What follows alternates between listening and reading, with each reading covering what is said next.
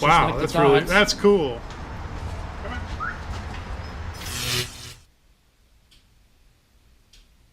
My buddy Jeff uses this texturing tool all the time with his woodwork. He is a mad turner. He turns out more work than any three people I know. But he asked me if I could help him fix an issue he has. He's used this thing so much that the little wheel has become sloppy on its shaft here, and it's actually into the housing. So I took it apart and had a look at it, try to figure out what the problem was. And what it is this little brass piece right here has worn down big time. It's like missing about 20% of its thickness right in this area. So the little cutter here has a real sloppy fit on the shaft. So he asked me if I could make him one of these, and so I said absolutely, I'll do that. I've got plenty of brass on hand, and I'd be glad to do it. So that's what we're going to do here today. Did some dimensioning of the little part here, and what you have, it's a pretty simple part. It's got a little knurl knob. Now, I don't have a knurling tool, but Geoffrey said that he never needs that anyway. There's a cross hole, and it drilled to about 1/8 of an inch, and he just takes a little pin and puts that in there, and that's how he tightens it up.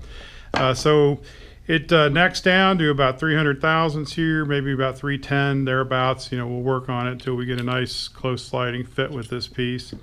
And then the little threaded end of this is just a piece. It's 1032 thread, so I've got a die for that.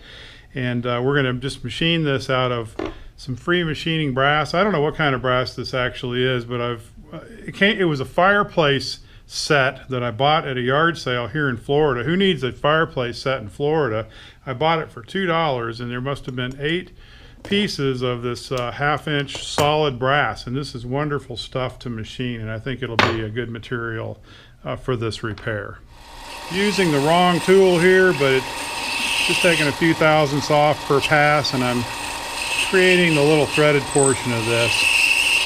The cutter that I need, I broke the tip of it off, and I need to buy a new one, so I'm just using a cutoff tool here to do this. But it's getting the job done. It's not the way I would like to do it, but it's just what I have on hand right at the moment. We're real close right now. Oh, that's perfect. Actually, I went over a little bit, but that's all right. I took it just a little bit light. So we'll go ahead and thread this now. I've got a 1032 die here, and what I'm going to do is I'm going to mount it in the chuck, and I'm just going to kind of eyeball this. It doesn't have to be, you know, real perfect, but I'll tighten it in there. And what I'm doing is I've taken the work here and I've put it in the Jacob's chuck, and I'll use that to cut my thread. So go ahead and run the work up in there, and see if I can get this to thread by hand. And yep, there it goes.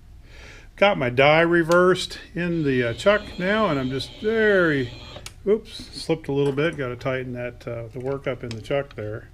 Let's turn it a little bit.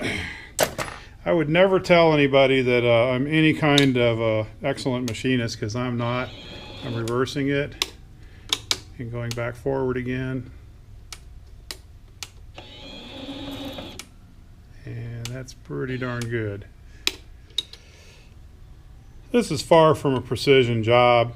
I like to call myself the Meatball Machinist, because I'm not really a guy that can do super precision work, but I like doing these kind of jobs. This is really not that difficult. It doesn't really demand a lot of tolerances, but that thread will work very well on the tool.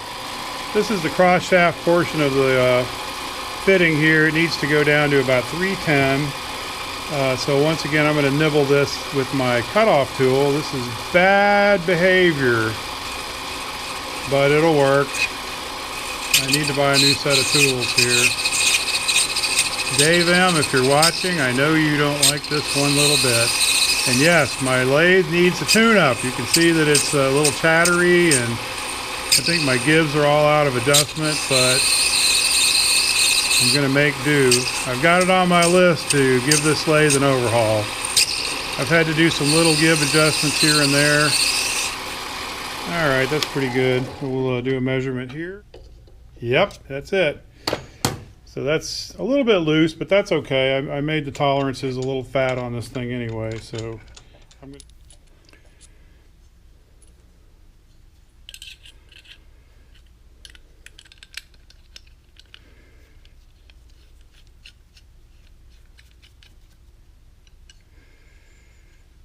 Okay, I think that's going to work well.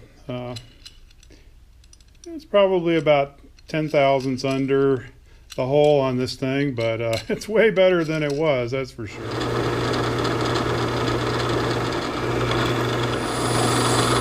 It is like a dead soft brass. I don't know what it is, but it's perfect to work on little jobs like this.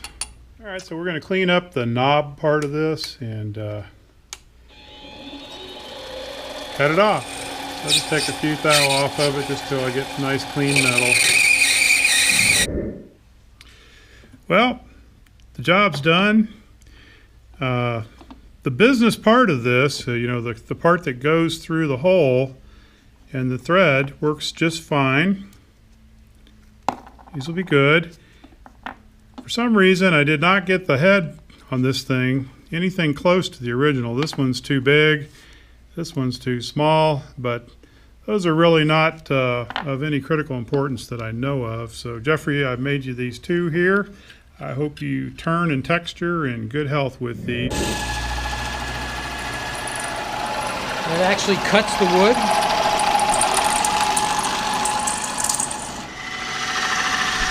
Okay, now we're going to flip and come back the other way. Hold it at about the same angle.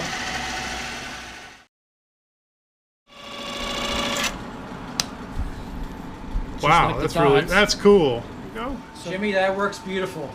It you know, it puts me back in business making the bottle stoppers and whatever. That's very much appreciated. Hey man, keep bringing me cool wood samples and I'll take care of your tools for you. Thank you very much.